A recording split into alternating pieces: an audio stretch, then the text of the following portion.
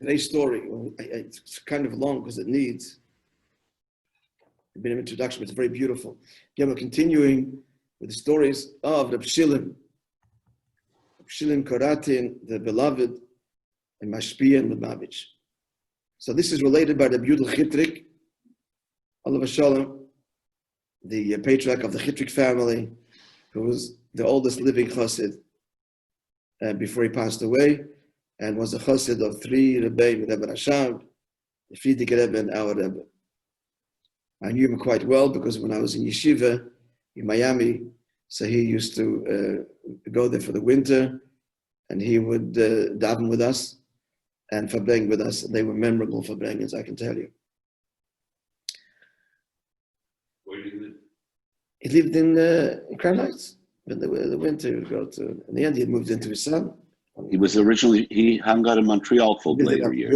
Yeah, he was a teacher here, Rosh Yeshiva here.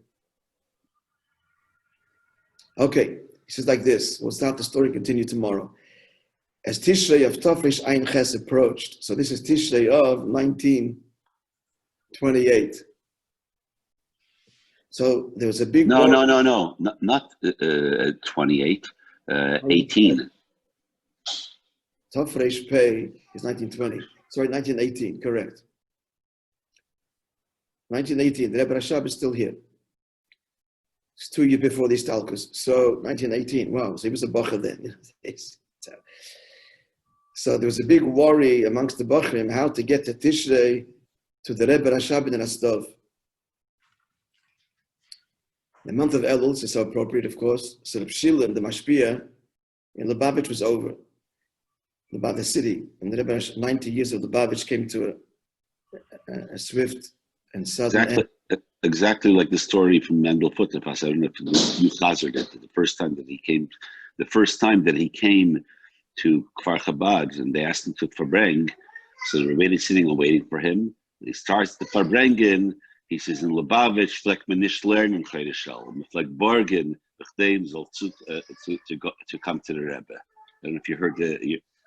Must have been a message I got over the summer. The first farbrengen, he said, everybody's waiting. What's he going to say? He says, "No bavish fleckman ist lernen chaydish el." The bachrim flecken bargain. These come and uncommon some Rebbe for Rosh Hashanah. Okay, right. So you hear what happened here. So chaydish el then Shilin got from the Frierdiker Rebbe, who was the menal of the yeshiva, 1,000 ruble was sent to him with a letter that this is for the bachrim, to pay for them to come to Rostov to the Tishrei. Now the letter didn't say how many bachrim should come. So Shilin assumed that all the bachrim, we learned yesterday, we talked about the Zal bachrim and the Shir bachrim, today we call it Mesifta. It's for all the bachrim of the Zal, the Elter bachrim. So if Shilin calls a meeting of all the bachrim and tells them that it's about the money that arrived. So how many bachrim? Well, there was 100 bachrim.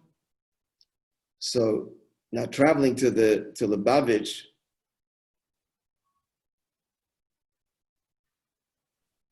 to Rostov, was 10 ruble, one way. So therefore, he has 1,000 ruble, 100 bachrim. So he gives each one 10 ruble. He's got a train ticket to get for Yom Tov to Rostov. So Yudel Chitrik continues. So we arrived in Rostov for Rosh Hashanah, 100 bachrim. Then we come there, we see that they made preparations for 10 bachrim to be able to sleep and eat. And then he said, aside from us, there was a whole movement of bachrim that came from other places. The yeshiva was spread out. They couldn't be located in one place. Kharkov, Kherson, Roman, and other chassidim, poor chassidim came from other places. None of them could rent any lodging. And so he says we were all in that one room that was originally designed for 10 bachrim, and there was some kind of porch adjacent to it. And we lived, he says, we are herring in Fessel, like a herring in a barrel. And so we came to Rostov,